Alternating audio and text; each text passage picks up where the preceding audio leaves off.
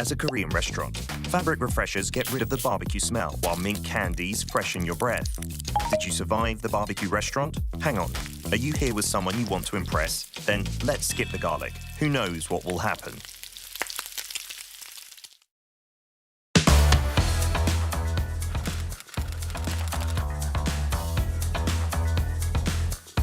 Time to set the facts straight.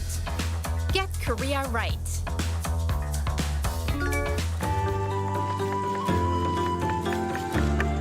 한국을 대표하는 먹거리 하면 뭐가 먼저 떠오르시나요? 김치입니다. 안녕하세요. 저는 베트남에서 온 옥안입니다. 김치는 한국인의 밥상에 빠지지 않고 올라오는 먹거리인데요. 그런데 가끔 김치에 대해 잘못 알고 있는 분들이 있더라고요. 그래서 제가 오늘 김치에 대한 바른 정보를 알려드리려고 해요. 김치는 한국의 전통 발효 식품인데요.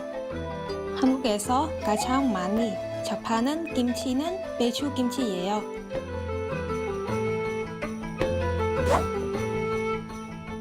고춧가루, 마늘, 젓갈 등 다양한 양념을 넣어 버무려 발효시키면 맛있는 김치가 탄생합니다. 와, 맛있겠다. 선생님, 김치 종류가 엄청나게 많다고 들었어요. 네. 어떤 게 있어요? 김치는 배추김치를 한국 사람들은 제일 많이 먹긴 해요. 뭐 깍두기, 총각김치, 무로 만든 김치가 있고 갓김치, 파김치, 부추김치, 그리고 오이소박이, 열무김치 이런 식으로 모든 채소가 다 김치를 담글 수가 있어요. 김치의 세계는 무궁무진해요. 그래서 김치의 맛은 전국에 어머니 숫자만큼 있었어요. 집집마다 맛이 다 달랐기 때문에 김치가 맵기만 한 줄 알지만 꼭 그렇지 않아요. 고춧가루 들어가지 않은 백김치도 있고요, 물김치도 있고 과일김치도 있어요.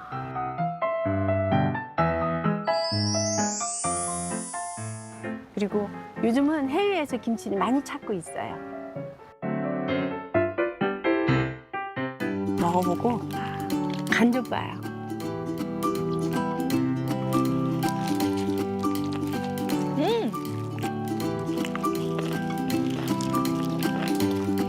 너무 맛있어요.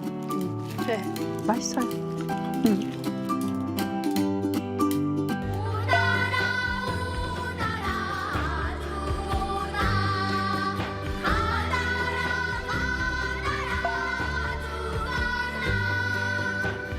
한국 바로 알리기 여러분도 함께 해주세요.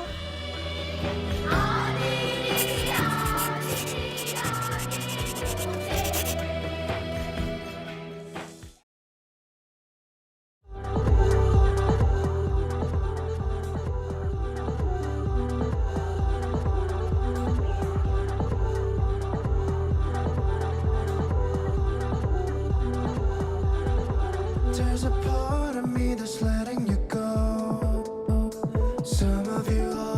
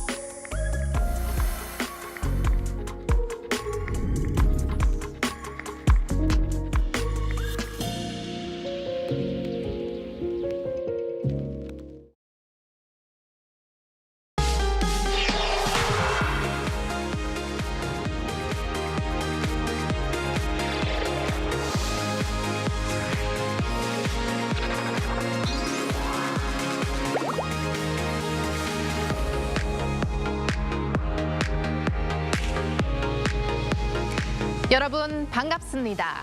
I'm Kwon-soa and this is K-Culture Dive. Join us in taking a deep dive into the heart of Korean culture, from K-entertainment to AI news, K-culture and photos, and our K-food segment topic today is tteokbokki. All right, let's dive in. And joining us on today's show is my co-host Walter Lee. Walter, happy Monday. Happy Monday, Soa, and happy Monday to our viewers at home to watch the K-Culture Dive with us today. I'm Walter Lee, here to co-host alongside Soa and bring you the latest in K-entertainment stories. All right, let's kick off with K-Enter News, Walter. Now, you know, it's been exactly a month now since BTS came back with their new album, Arirang. Wow. And all throughout spring, March, and April, we've been listening to their songs. And I feel like especially 봄날 or Spring Day is really fitting to this season. And Yes. I think they also like to play that, or they like to sing that song for the last song at their concerts these days. Yep. And I can't believe I haven't been yet to one of their concerts. Yeah, I mean, we all want to go, but they're already out of Korea. Hopefully, what David said with the encore tours, maybe we might have a chance. But yes, me too, Soa. And talking about, obviously, BTS concerts and hits, the boys have successfully wrapped up their Tokyo Dome concerts in Japan while maintaining their dominance on global charts. Now, last Friday and Saturday, BTS held their Arirang World Tour concerts at the Tokyo Dome. Now, this is a special occasion because it marks their return to the Tokyo Dome stage for the first time since 2018. Now, Walter, you just mentioned they are maintaining their dominance on the global charts. Yes. So please tell us more about those charts. Yes, so according to Big Hit Music and Hanteo Chart on Sunday, BTS ranked #1 in the US, Japan, and also China. The categories on the Hanteo Chart weekly country rankings for the second week of April. Now, in the US category, their new album, Arirang, held the #1 spot for the 4th consecutive week. The same album also topped Japan's category for 4 weeks in a row and ranked #1 in China as well. All right, now let's talk a bit about a girl group that's Yes. especially doing great overseas. They are definitely doing very hot overseas, and we're talking about Cat's Eye, who are continuing to hit new heights. Now, Cat's Eye have set a personal best by ranking 14th on the UK official singles chart, Top 100, with their new song, Pinky Up. Now, according to a chart preview article released last Friday by the official charts company, Pinky Up recorded the highest ranking among all new entries on this week's singles chart. Now, the number 14 spot also marks Cat's Eye's highest ranking to date, so they just continue to go up and up. It is a very catchy song, as we Yes. just saw a little bit from you, Walter. Can Yes. you show us a little bit more of it? Pinky Up.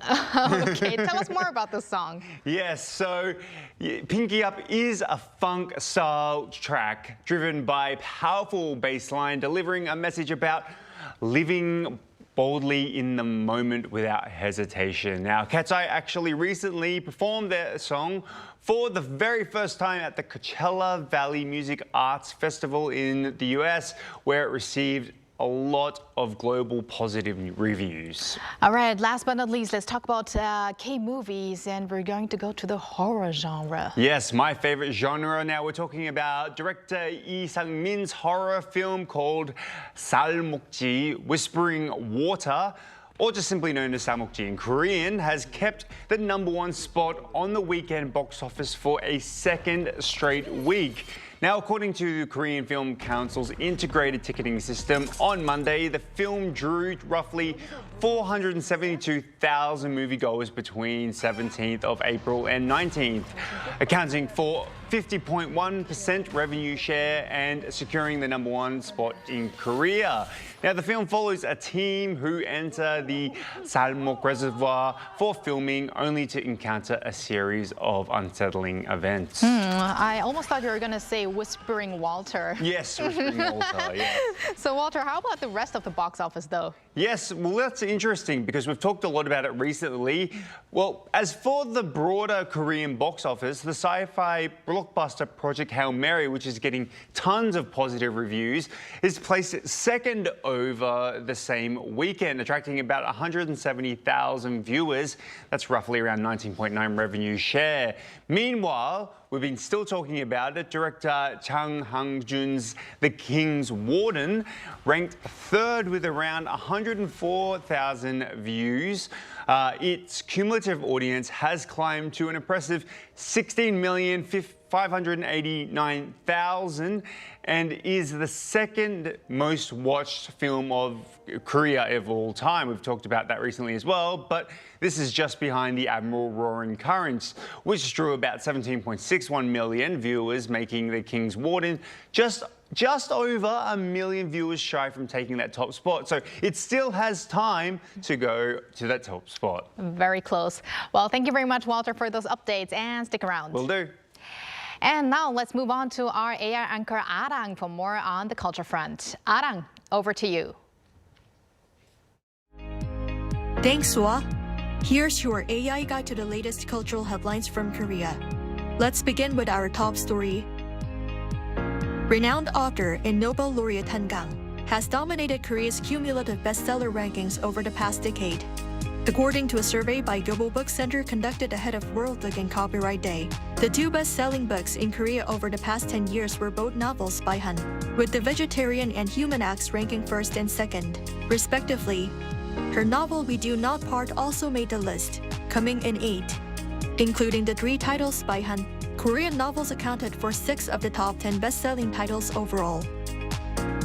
The Seoul city government will open an outdoor library at Seoul Plaza on May 1st, with special programs running through May 5th, Children's Day. The plaza is one of 3 hubs of the Seoul Outdoor Library Initiative, along with Gwanghwamun Square and the Cheonggyecheon Stream, both of which are already in operation.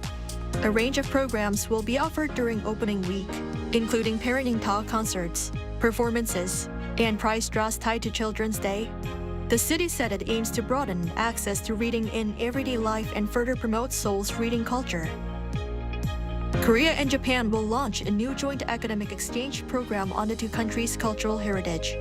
The Korea Heritage Service said it has signed a donation agreement with Japan's Buddhist temple, Gotokuin, to support the initiative. The agency plans to use interest income from the donation of about 920 million won, or nearly $626,800, provided by Gotokuin, to support emerging researchers studying Korean and Japanese cultural heritage, as well as related publications and academic symposiums.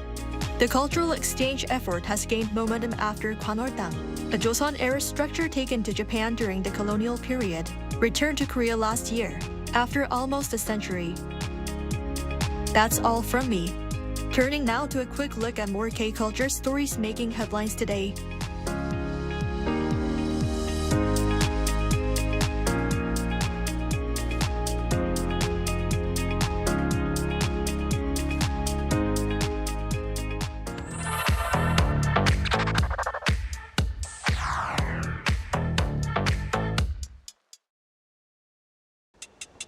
Through a single photo at a time, we take a closer look at culture in Korea. This is K-Culture in Photos. Let's start with today's keyword. It's 목욕, which means bath. We refers not only to washing, but also to a moment of rest and comfort. In Korea, when people hear this word, a few familiar scenes often come to mind. For many, it starts with places like this, an old neighborhood public bathhouse or 목욕탕 in Korean. They may be fading away now, but these were once a regular part of life where children would visit with their parents hand in hand. Now, for international viewers, a different image might pop up. Scenes like this, like in K-pop Demon Hunters, where members of Huntrix try to relax and unwind in a bathhouse setting. And And of course, we can't leave out jjimjilbangs, where even idols love to visit. These are more than just bathhouses. They are like shared leisure spaces. People come to relax, enjoy heated rooms, wear towels in fun styles, and snack on classic treats. From everyday routines to unique cultural experiences, Korean baths offer more than just getting clean. And here's a very different kind of bath. Take a look. Workers have been lifted up on equipment, spraying powerful streams of water across the statue. It almost looks like Your Majesty, 전하, it's time for your bath. Right here at Gwanghwamun Square, King Sejong and Admiral Yi Sun-sin, two of Korea's most iconic figures, are getting cleaned. Each year, the statues go through a careful cleaning process to remove dust and pollution built up over time. From this close, you can really see the details. King Sejong's face appears calm and gentle as ever. And here's Admiral Yi Sun-sin, captured among blooming spring flowers. There's something refreshing about the scene, like the city itself is being washed clean for a new season. Seeing the full statue here, you can't help but think, oh, that's a lot of work. A spring refresh even for Korea's most iconic figures. Take a look at this scene. Despite the spring flowers you see here, sudden early summer heat has already arrived over the past few days, and these sun shelters set up at crosswalks have become essential. They are designed to provide shade while people wait for the light, especially during hot afternoons. And as you can see, they are already fully occupied, a very popular spot. And here as well, every spot is taken already. These temporary shades are installed across the different cities each year, offering a small but vital relief from heat and strong sunlight. Now, here's something interesting. This plastic tent-like structure. It may look unusual, but this is a winter igloo shelter designed to block icy winds for people waiting for the bus at the bus stops. And these aren't just ordinary benches. They are heated seats inspired by Korea's traditional ondol system, keeping people warm during the coldest days. So now, from heat to cold, these thoughtful touches quietly support people's everyday life. And take a look at this scene, a packed room full of people. So what's going on here? This is what's known as rotation dating. It's a group blind date format where participants meet multiple potential partners in one setting, switching seats every 10 to 30 minutes. Some are standing and chatting while others sit down for quick one-on-one conversations. The idea is simple: meet more people in less time and keep things light and low pressure. You might also notice participants filling out short profiles or notes, helping them keep track of who they've met and what they felt. For many young people in Korea, this format feels more efficient than traditional one-on-one blind dates. It may not be for everyone, but it reflects a growing preference for low-risk, fast-paced connections. Through small moments, shifting seasons, and new ways of connecting, we catch a glimpse of life in Korea.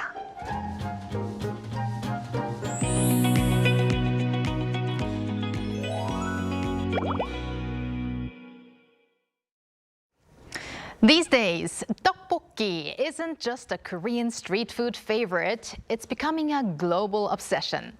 Now, Walter, do you see that happening around you, maybe among your foreign friends? Yeah, whenever my foreign friends come to Korea, the very first thing they say that they want to try is tteokbokki. And I'm actually quite shocked because a long time ago we had that stereotype that foreigners couldn't eat spicy food. Right. But now it's becoming more and more popular that foreigners are beginning to love and, you know, want to be a part of. Right, and no wonder. It's been actually, even tteokbokki, the word itself, has also made an entrance into Oxford English Dictionary. Right. That was back in 2024, Yes. not too long ago. And let me just read out the definition. It is defined as a Korean dish consisting consisting of small cylindrical rice cakes cooked in a spicy sauce made with gochujang, usually served as a snack or often as street food.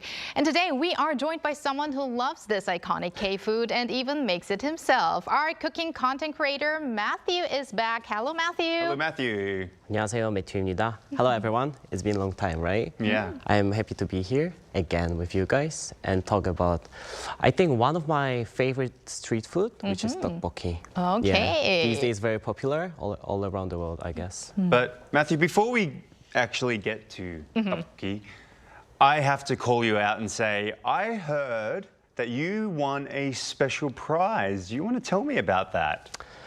Actually, I wasn't expecting to get anything like when I go to the event, but suddenly they called me on the stage and I got the award for K-food influencer, like creator. So I was kind of, how would you say, a little bit shy. Oh. But yeah. Yeah, well, congratulations. We just saw it in the video, and I did see that on your social media as well. The moment I saw that, I thought, oh, Matthew was just a week ago on our program starting our K-food segment, and then you received this award. Perfect timing, as we're going to talk about K-food more and more. And today, as I hinted before, tteokbokki is the theme. And tteokbokki has been gaining popularity worldwide. So let's start with how big it is these days. So these days, even when I see like on social medias or I hear from my sister, she's in Poland, like people are going kind of like crazy about Korean street food, which is not, I think, Korean anymore. It's just the street food that becoming all around the world, like very popular. And like recent data shows that overseas sales have increased by about 12% compared to the last year, which is like, I think, a lot all around the world. And then exports have expanded to around 40 countries, including US, Europe, and Southeast Asia. So, which makes it no longer just a Korean street food, is becoming a global trend. So that's the thing. It's become a global trend, but it's, I think, a very unique food in comparison to even a lot of other foods in Korea. What do you think is the biggest appeal to tteokbokki? And it's quite a spicy dish. So what makes it so popular globally, you think? I think the main appeal for tteokbokki is kind of like the addictive taste of that, which is like kind of sweet and spicy at the same time. And once you try it, it's like the chewy texture, which like comes to your mind after a few days or a few hours, right? Especially like for the midnight snack. But like with the global race, like for the Korean culture, like many people are trying to go for spicy food more, because like Korean food used to be like, oh, it's spicy, like it's red, it's spicy, right? But these days, I think people are more into that to try it, which actually, usually the street food of Korea is like reddish, but it's not as spicy as we would think. So right. I mean, when I used to live in Germany, really, I guess all of my friends probably 1 out of 100 would try out tteokbokki. Right. But these days, I also feel that many people in Western countries have that 맵부심, how you would call it in Korean, which means you are kind of proud of having a high tolerance for spicy food. For spicy food, yeah. And I think that's why the Korean street food is going very viral these days, because it's like in general, it's spicy food, right? Like the street food of Korea is very spicy, but I think they are trying to match the taste of each country. So, yeah. And speaking of matching the taste, there are so many different styles of tteokbokki these days. We've got rosé, we've got like carbonara, we've got soy sauce, and mara also, mara sauce. And I think one of Walter's favorite is jjajang style tteokbokki as well. Yeah, so good. Which one is your favorite, Matthew? I think I like the basic one, the 기름 tteokbokki, which is oil-based. You put a little bit of gochugaru, and it's kind of like eating like oil pasta kind of thing. Right.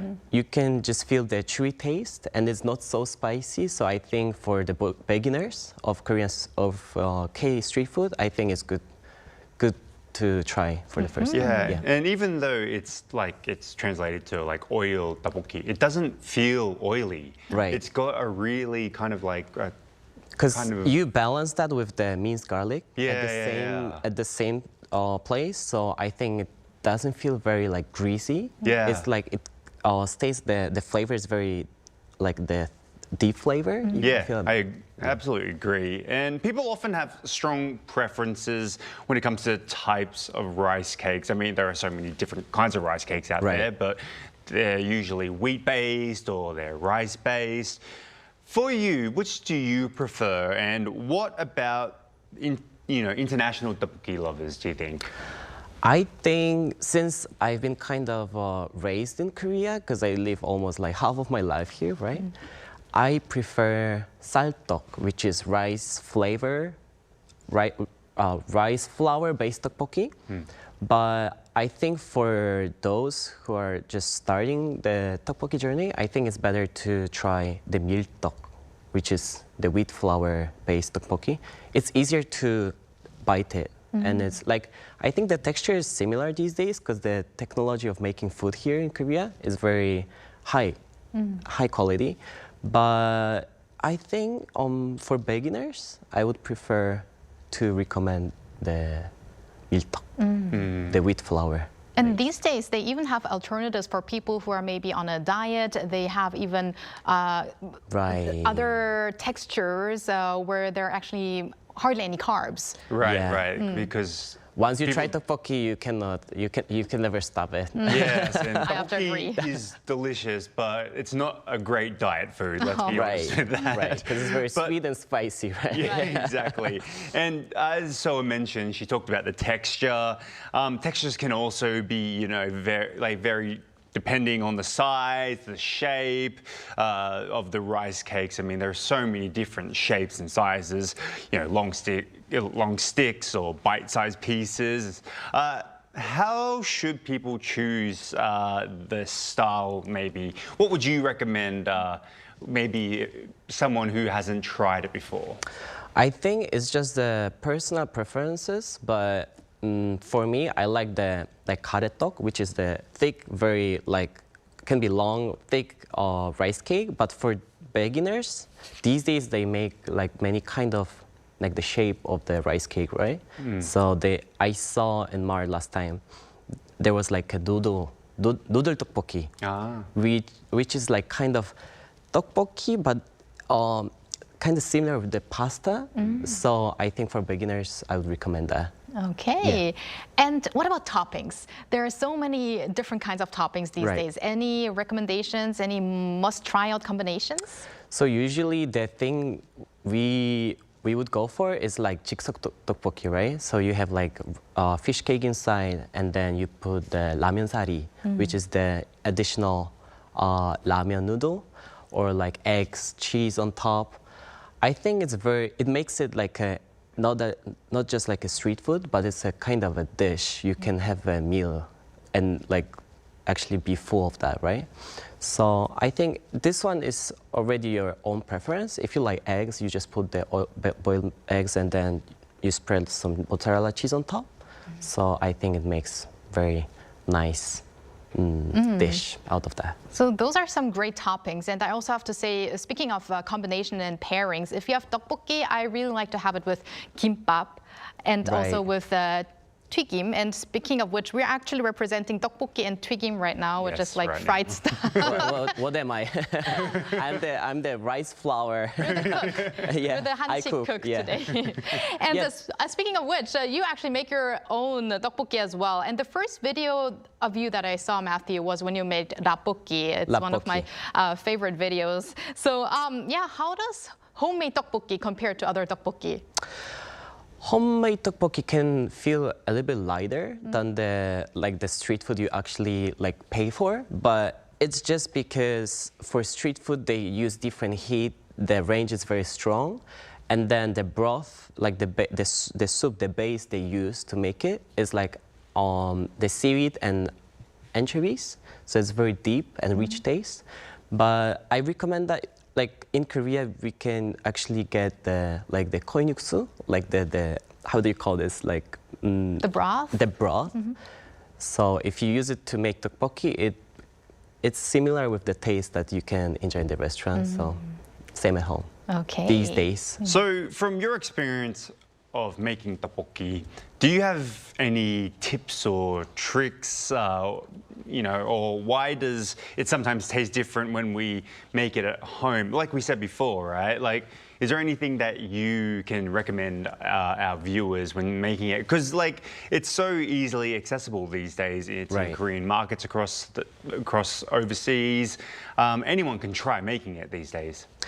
So as I said before, I think the heat, like the thing how you make it, is more important than the things you put inside, but also the broth is very important. But these days, I think all Korean brands that they are sending their meal kits worldwide, I think the base is already done. So you don't have to worry about that. But from me, I think for us tteokbokki, if it's a little bit sweet, it tastes better, right? So I think even if you get the meal kit or like the product from the market, it's not just you boil it, you have to put a little bit of sugar inside. I think it's gonna taste better. And last but not least, very briefly, what do you do with the leftovers? Any tips? Leftovers, actually you can, if you have, in Korea, when we cook, we use like the kimchi kawi, like the scissors for kimchi, right?